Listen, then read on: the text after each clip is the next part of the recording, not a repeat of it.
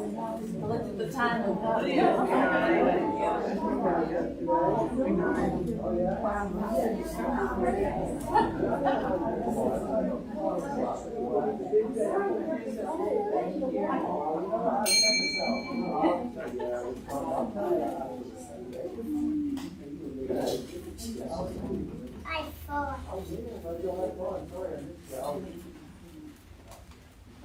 Welcome and good morning. It's June 1st and we're heading into a transitional summer. Our longtime lead minister has retired, but we have a new minister by the August hymn gathering. We'll see, but as always, we get by with a little help from our friends. Come, whoever you are, holding various beliefs, whatever your skin color or national origin, whatever your age or gender identity, whatever your abilities, whomever you love, you are welcome at the Unitarian Universalist Fellowship of Statesboro. You are welcome in this, our religious home. We extend a warm welcome to visitors and guests. Is there anyone who is a first or recent visitor who would, first time or recent visitor who would like to introduce yourself? We invite you to do that. And to anyone who is visiting, we hope that you have given or will give us some contact info in our guest registry near the front entrance or on our website at www.uustatesboro.org so that we can see more info. Thank you, members and guests, for sharing your resources during our offertory later in the service, or again via our website. In the month of June, half of our offering that is not designated as pledge will be donated to Borough Pride. Now, I invite you to join me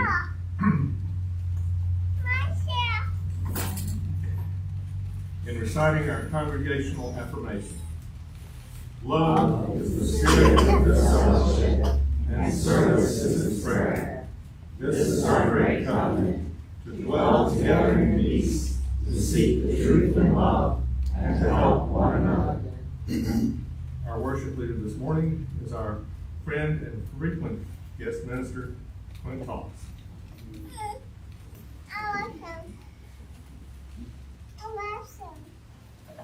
Good morning. Good morning. We'll begin with the lighting of our chalice, symbol of our faith. I will light our chalice and share our chalice reading. Then please rise as you are willing and able, and join in singing Rise Up, O Flame twice.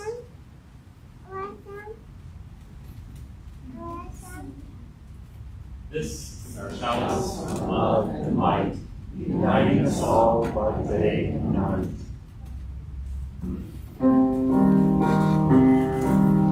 Rise up, O flame, light, glowing, show to us beauty, vision, and joy. Rise up, O flame, light, glowing, show to us beauty, vision, and joy. Now let us honor the light within one another as we greet one another.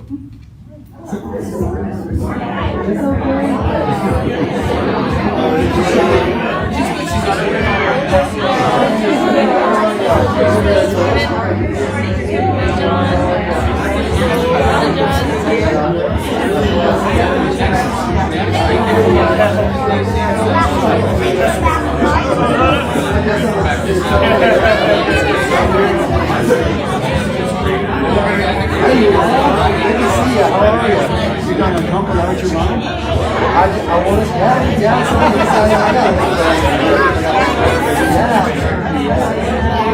you say you want to be going. I am going on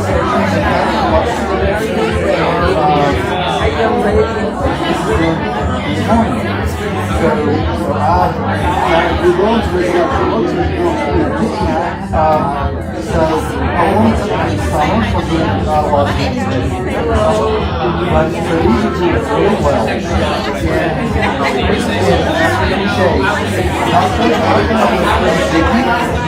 so that's why I picked this spot.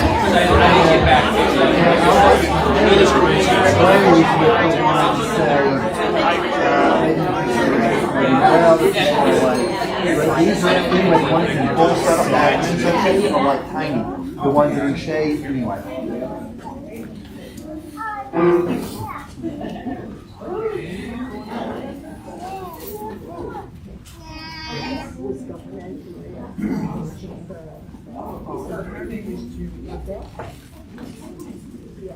Now I invite you to center yourself for worship as we sing number 95.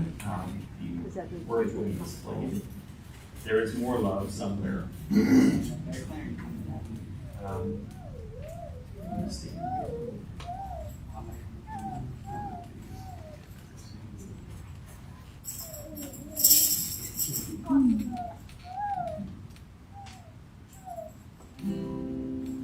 There is more love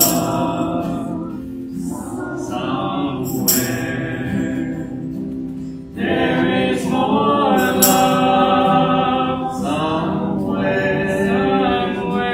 I'm gonna keep on till I find it. There is more love somewhere. There is more hope somewhere. There is more hope somewhere. I'm gonna keep on till I find it. There is more love somewhere. We'll get this right eventually. There is more peace somewhere. There is more peace somewhere. I'm gonna keep on till I find it. There is more peace somewhere. There is more joy somewhere. There is more joy somewhere. I'm gonna keep on till I find it. There is more joy somewhere. Thank you.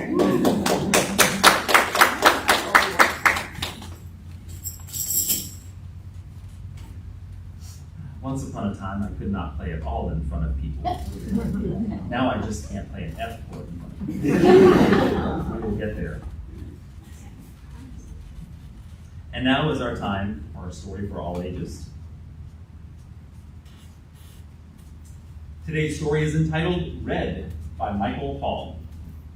If any of the children would like to come forward so they can see the pictures closer up, you're welcome to come forward. A crayon story.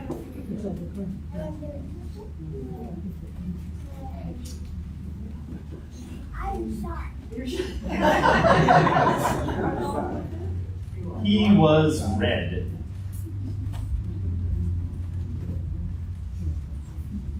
But he wasn't very good at it.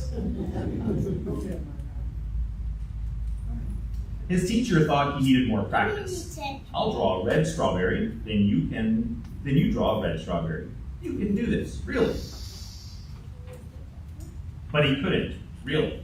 Like this? Oh my, let's try again. His mother thought he needed to mix with other colors. Why don't you two go out and draw a nice round orange? A really big one. A really orange one. But they made a big greenish one instead. His grandparents thought he wasn't warm enough. Your class is making, sorry, it's very small, Self-portraits for parents' night. Wear this as a warm red scarf. Nice, it's so you. But it so wasn't. Everyone seemed to have something to say. Sometimes I wonder if he's read it all. Don't be silly. It says read on his label. He came that way from the factory. Frankly, I don't think he's very bright. Well, I think he's lazy. Right, he's got to press harder. Really, apply himself. Give him time. He'll catch on. Of course he will. But he didn't catch on. Green frog, black sheep, brown cow, red, At the art supply, all the art supplies wanted to help. The masking tape thought he was broken inside. This will help hold you together. The scissors thought his label was too tight. One snip should do it. I thought he wasn't sharp enough. Stay still now. But even with all our help and all his hard work, he just couldn't get the hang of it. Will you make a blue ocean for my boat? I can't. I'm red. Will you try? So he did. Thank you, it's perfect. You're welcome. It was easy. He was blue, and everyone was talking. My son is brilliant. Who could have known he was really blue? I always said he was blue. It was obvious. His blue ocean really lifted me. All of his work makes me happy. His blue strawberries are my favorite. He's so intense. I'm going to make a green lizard with him, a really big one. I hear he's working on a huge new project. He's really reaching for the sky. Blue bells, blue jeans, blue bird, blue berries, blue whale. I'm blue. And he really was. The end. Please join me in our children's affirmation. We are Unitarian Universalists, people of open minds, loving hearts, and helping hands.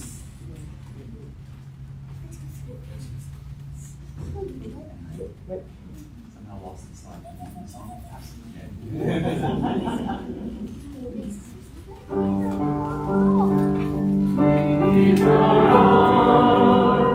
We shelter you. You are ours as you whisper. Pray out of love as you grow to help you learn and help you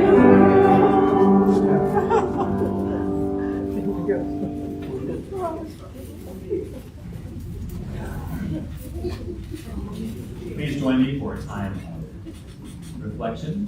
First reading is by Audre Lorde from The Transformation of Silence into Language and Action. I have come to believe over and over again that what is most important to me must be spoken, made verbal and shared, even at the risk of having it bruised or misunderstood, that the speaking profits me beyond any other effect. The fact that we are here and that I speak these words is an attempt to break that silence and bridge some of those differences between us. For it is not difference which immobilizes us, but silence. And there are so many silences to be broken. What are the words you do not have yet? What do you need to say? What are the tyrannies you swallow day by day and attempt to make your own until you sicken and die of them, still in silence? We can learn to work and speak when we are afraid, in the same way we have learned to walk and speak when we were children. Your silence will not protect you. The next reading is by John Lewis from Across That Bridge. You are a light. You are the light. Never let anyone, any person or any force, dampen, dim, or diminish your light. Release the need to hate, to harbor division, and the enticement of revenge. Release all bitterness. Hold only love, only peace in your heart, knowing that the battle of good to overcome evil is already won.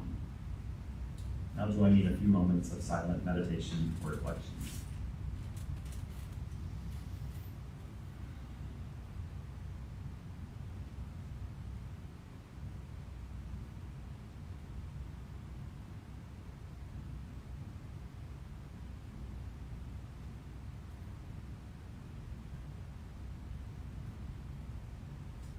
and continue to reflect as we listen to Answering the Call of Love. Feel free to sing along. The words are on the display.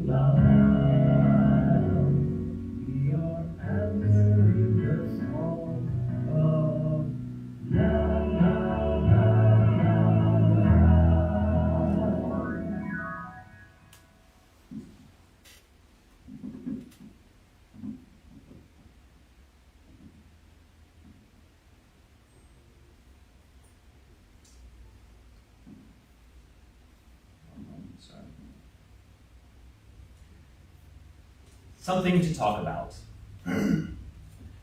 Recently, at age 45, I attended my first concert ever.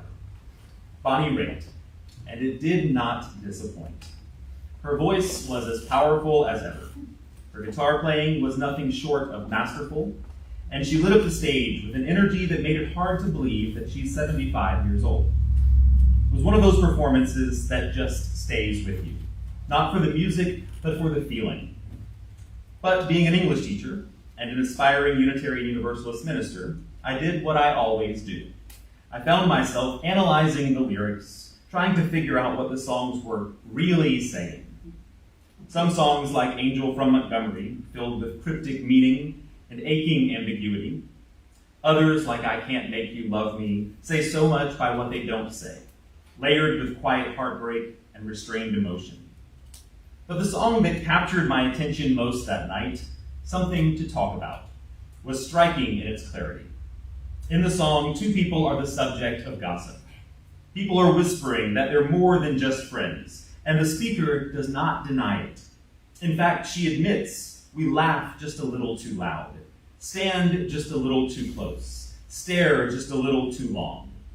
The couple may not have put it into words yet, but there's a connection that's already there. There's something real between them, something everyone else seems to notice before they do. And instead of pushing back against the gossip, the speaker leans into it. Let's give them something to talk about. How about love? What strikes me most is that word love. She doesn't say, let's give them something to talk about. How about setting the record straight? Or how about minding their business? She says, love. Because deep down she knows, and maybe she's just beginning to accept, that there's more going on between them. That people are indeed talking, but maybe it's because they're right. As I was leaving the concert, still riding the high of that incredible performance, I found myself pulling out my phone to jot down notes for a sermon. There was something about the chorus, "Let's give them something to talk about," that wouldn't let go of me. Because the truth is, people talk. It's what we do. We speculate, we whisper, we observe, we interpret, and sometimes we invent. People will talk when you mess up, they'll talk when you rise above, they'll talk when you shrink yourself, and they'll talk when you dare to shine. So if people are going to talk anyway, why not give them something worth talking about? Not gossip, but goodness. Not scandal, but love. What if we lived our values so openly, so boldly, that the world couldn't help but notice? What if we leaned into love? Not the romantic kind, but the radical kind that shows up as justice, as compassion, as inclusion. What if we gave them something to talk about? As Unitarian Universalists today, we have become, in many ways, I believe at least, somewhat complacent. We hold beliefs, some radical even, but often we whisper them rather than proclaim them. We don't knock on doors or hand out tracts. We don't try to convert people or convince them that our way is the right way or the only way, and there's wisdom in that restraint. We believe each person must find their own truth, not be pressured into ours. But I also think we have to be careful to not confuse gentleness with silence, or humility with hiding. Because quiet as we are today, our history is anything but. Our religious movement did not become controversial. We were born that way. Unitarianism and Universalism, the two movements that merged to form our tradition, were never seen as merely different ways of thinking about God. They were considered heresy, not eccentric, not curious, but dangerous, a threat to church authority, to empire, to order. Michael Servetus, a 16th century Unitarian theologian, dared to say out loud what others only wondered in secret, that God is one, not three, that the Trinity was not biblical but invented. For that belief, he was burned at the stake in Geneva in 1553, his writings condemned as heresy, his body consumed by fire, but his conscience unshaken. A generation later in Transylvania, Francis David stood before kings and clergy, believing that people should be free to follow their conscience and to worship without fear. He famously declared, "We need not think alike to love alike," and for saying so, he died in prison. These were not passive individuals. They did not whisper their truths. They lived them and paid the price. Similarly, the early Universalists were ridiculed and rejected because they dared to say what others feared, that no one would suffer eternal damnation, that a loving God would save us all. And for preaching this radical doctrine, they were mocked as fools, called soft, dismissed as devil's advocates for preaching the gospel of relentless grace. But they kept preaching, kept loving, kept showing up with open arms. Our movement has always been shaped by people who didn't follow the rules, not because they wanted to rebel, but because their conscience wouldn't let them comply. Many of the most prominent figures in our tradition became prominent not in spite of their boldness, but because of it. Because they spoke when silence was expected. Because they acted when comfort begged them to sit still. Ralph Waldo Emerson and Henry David Thoreau were both Unitarians, and both troublemakers. Emerson, an ordained Unitarian minister, reached a point where his theology challenged truths that even the Unitarian church in his day wasn't ready to question.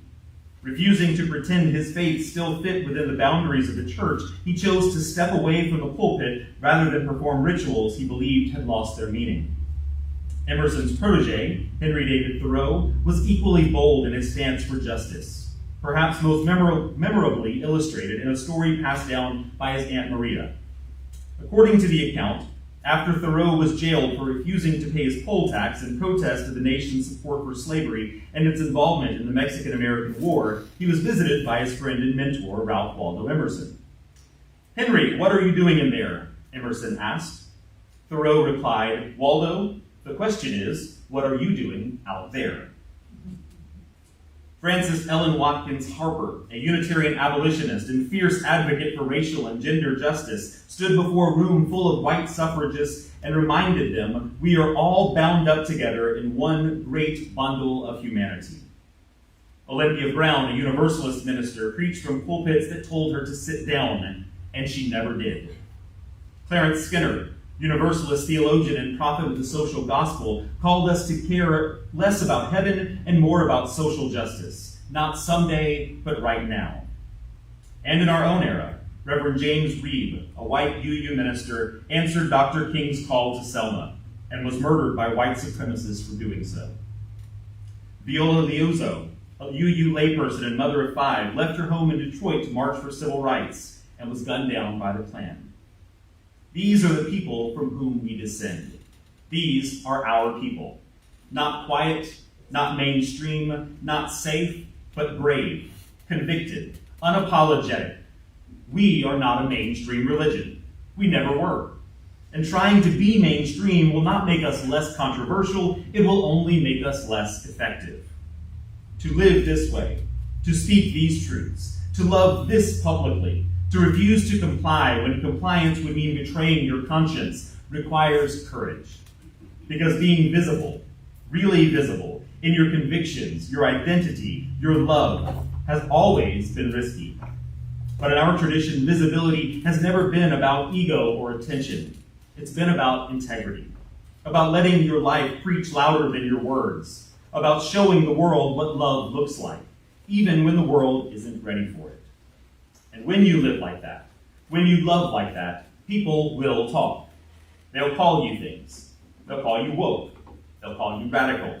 They'll call you liberal, a social justice warrior, a snowflake, a bleeding heart, a troublemaker. And if you're really doing something right, they'll run out of labels and just start making up new ones. But let's be clear. We don't get to choose whether or not we'll be labeled. We only get to choose whether the label is true. And if it is, if we're being called radical because we believe in human dignity, if we're called woke because we dare stay awake to injustice, if we're called social justice warrior because we're fighting for a more just world, then let us wear the label as a badge of honor. In 1963, from a jail cell in Birmingham, Alabama, Dr. Martin Luther King Jr. wrote what would become one of the most theological and moral documents of the 20th century. In his letter from Birmingham jail, he responded to white clergy who had accused him of being an outsider, a disruptor, an extremist. And at first he admitted he was bothered by the label. He wrote, "But though I was initially disappointed at being categorized as an extremist, as I continued to think about the matter, I gradually gained a measure of satisfaction from the label. Was not Jesus an extremist for love? Was not Amos an extremist for justice? Was not Paul an extremist for the Christian gospel? Was not Martin Luther an extremist? And John Bunyan, and Abraham Lincoln, and Thomas Jefferson? So the question is not whether we will be extremists, but what kind of extremists we will be. Will we be extremists for hate or for love? Will we be extremists for the preservation of injustice or for the extension of justice?" Dr. King understood that if people were going to label him, he might as well claim the label and redefine it. Not an extremist in the way his critics meant it, but an extremist for love, for justice, for mercy. So let them talk. Let them roll their eyes. Let them post about us. Let them call us names. As long as what they're reacting to is our radical, visible, unapologetic love, then let the label stick. Because it only means we're giving them something to talk about. And if we're not being called these names, if no one's clutching their pearls or calling us too political or too progressive, if no one's stirred or challenged or even a little uncomfortable, then maybe we're not loving loudly enough. Maybe it's time we turned up the volume. Let's give them something to talk about. How about love? Love. That's the word that anchors the whole song. And in many ways, it's also the word that anchors our faith. When the Unitarian Universalist Association voted to move from the language of the 7 or 8 principles to a new framework of shared values, some were resistant to the change. But at the heart of that shift was a renewed clarity, a recognition that every value we uphold flows from a single source, love. The new shared values, interdependence, equity, justice, transformation, pluralism, and generosity are not isolated ideals. They're expressions of love. Love that connects us to one another, interdependence. Love that demands fairness, equity. Love that insists we right what's wrong, justice. Love that makes room for change, transformation. Love that honors difference, pluralism. Love that gives freely, generosity. This isn't a soft, sentimental love. It's a courageous love, a disruptive love, a love that shows up in hard places and refuses to back down. And that's not just a Unitarian Universalist idea. That's a spiritual truth echoed across the world's great religions. In the Christian scriptures, Jesus says, "This is my commandment, that you love one another as I have loved you." In the Hebrew Bible, the prophet Micah asks what the Lord requires of us, and the answer is clear: to do justice, to love mercy, and to walk humbly with your God. In the teachings of Buddha, hatred does not cease by hatred, but only by love. This is the eternal rule. And in Sikhism, those who have loved are those who have found God. Across time and culture, the message is the same. If our faith is real, it must be made visible through love. So what does love look like? It looks like a neighbor showing up with groceries when someone's going through a hard time. It looks like a teenager speaking up when a classmate makes a homophobic joke. It looks like protest signs lifted high in the sweltering heat, marching for the rights of people you've never even met. It sounds like the voice of someone saying, "I believe you," to a survivor who's been silenced. It looks like families showing up at school board meetings to oppose book bans and curriculum erasure. It sounds like someone saying, "This isn't right," when a racist comment goes unchecked. It looks like volunteers working at the food bank, the clinic, or the shelter. Like the mom or dad who says to a gay or trans teen, "If your parents reject you, we will be your family." It sounds like truth spoken to power, even when your voice shakes. That is what love looks like. That is what love sounds like. And sometimes loving out loud means naming your truth. In 1978, Harvey Milk, the first openly gay man elected to public office in California, stood before a crowd and issued a call. It was a dangerous time to be openly queer, a time of threats, violence, and widespread hatred. And yet, Milk urged people to come out. Not to force anyone, not to shame anyone. He understood deeply that coming out is a personal decision, a matter of safety, of circumstance, of readiness. He knew that for some the risk was simply too great, and he honored that. But still, he said, "Gay brothers and sisters, you must come out. Come out to your parents, your relatives, your friends, your neighbors, your fellow workers. Once and for all, break down the myths, destroy the lies and distortions." At first, it may sound like a contradiction to say both "you must" and "you don't have to." But Milk knew that such a pivotal moment, when the LGBTQ community was under siege from bigotry and ignorance, visibility was power.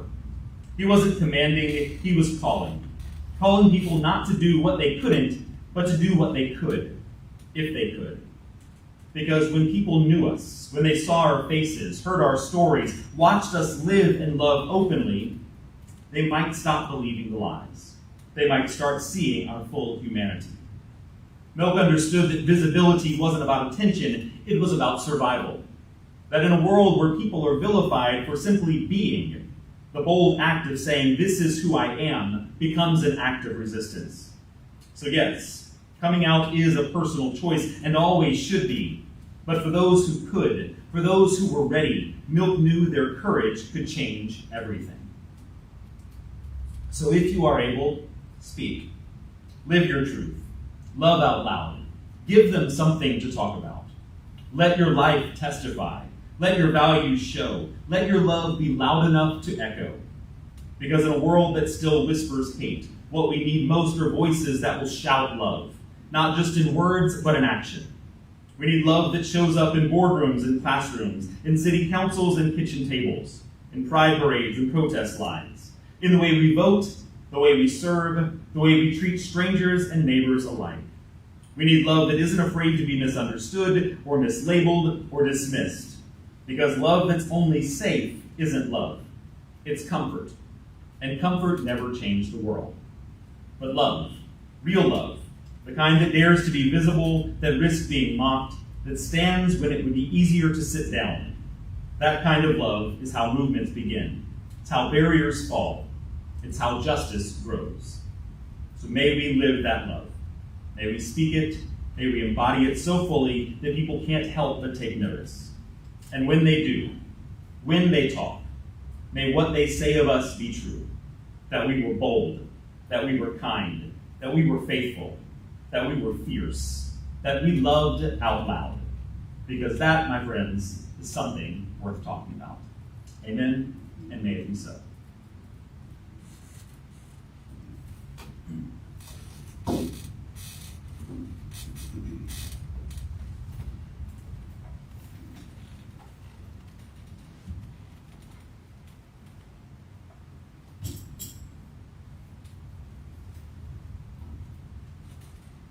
We're going to try this one-hit wonder from the 90s.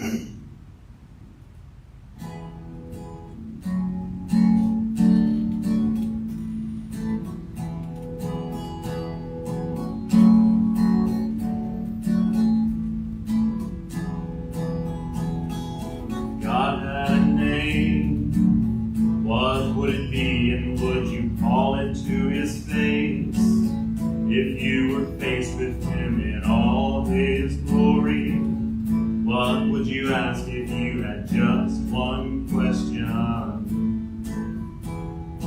Yeah, God is great, yeah,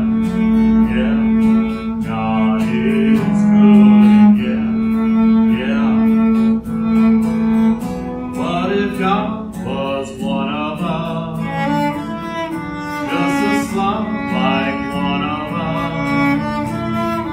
Just a stranger on the bus, trying to make his way home. God had a face. What would it look like, and you want to see? If seeing him, that you would have to believe in things like heaven and Jesus and the saints and all the prophets. And yeah, God is great. Yeah, God is good. Yeah. What if God was one of us? Just a slum like one of us. Just a stranger on the bus, trying to make his way home. Trying to make his way home. Like a holy rolling stone, back up to heaven all alone. Just trying to make his way home.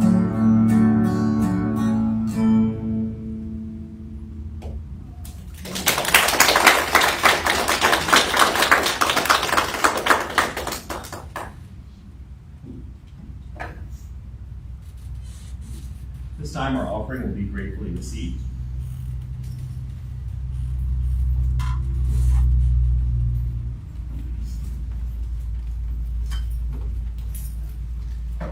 As we pass the plates, remember you can virtually donate on the webpage at uustatesboro.org. Thank you for your commitment to the ongoing work inside these walls and out in the community.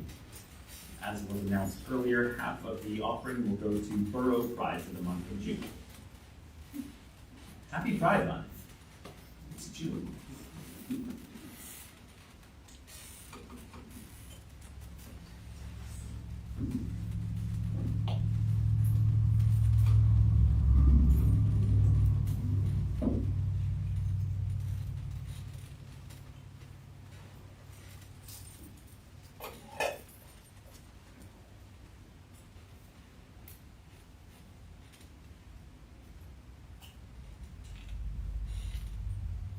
Would anyone like to share a special joy or concern? I invite you to do so now.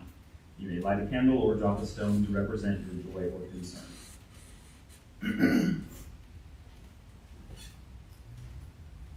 I just want to announce a joy today that Adrienne is on her way back to Statesboro. She's been gone for over 2 weeks, and I'm just really happy that she's going to be coming home today.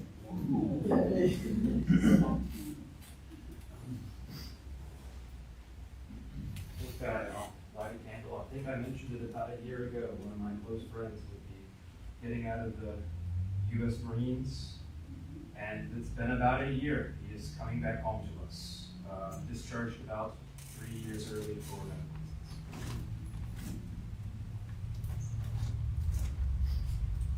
For me, it's always a big joy this time of year. Summer break. So there's a joy, and also a joy, but also a concern. Not that I'm afraid of flying, I just don't like it very much. But I'll be flying to Miami, Fort Lauderdale this afternoon to meet Early, who went down yesterday, and just get away for a week.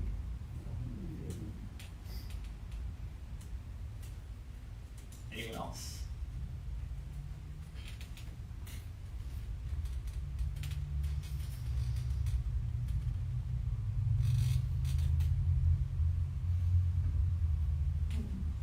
This is a candle of joy for the life of Kara Smith Baker, the daughter of Mary and Kathy, whose celebration of life service was held yesterday. Also, of course, the sorrow that her life ended so early. And we keep all of that family on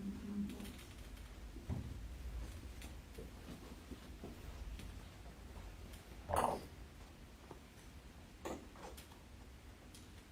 Please join me in prayer or reflection for joys and concerns, followed by singing Spirit of Life.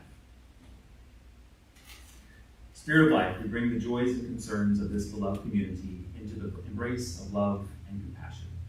May our joys open our hearts to the beauty and wonder in our midst. May our sorrows draw us together in unity and care. In moments of celebration, may we feel deep gratitude. In times of struggle, may we find comfort and strength. Through it all, may your presence sustain us, leading us toward healing, renewal, and hope. Amen. And I deleted the recording because I thought, so we'll sing a cappella. You stand as you're willing and able.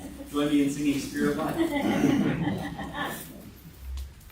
Spirit of life, come unto me, sing in my heart all the stirrings of compassion. Blow in the wind, rise in the sea, move in the hand, giving life the shape of justice. Roots hold me close, wings set me free. Spirit of life, come to me, come to me. You may be seated. Those who are viewing live, I invite you to extinguish any flames you have in your homes as we extinguish our chalice with these words. We extinguish this flame, but not the light of truth, the warmth of community, or the fire of commitment. These we carry in our hearts until we are together again.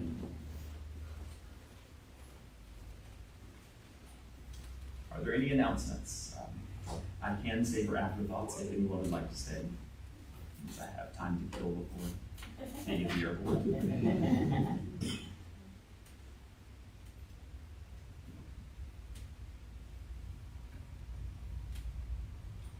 Please rise in body or spirit as we sing our benediction. Go now in peace.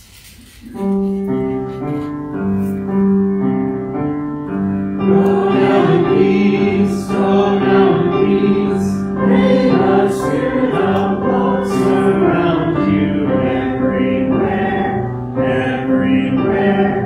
you may go.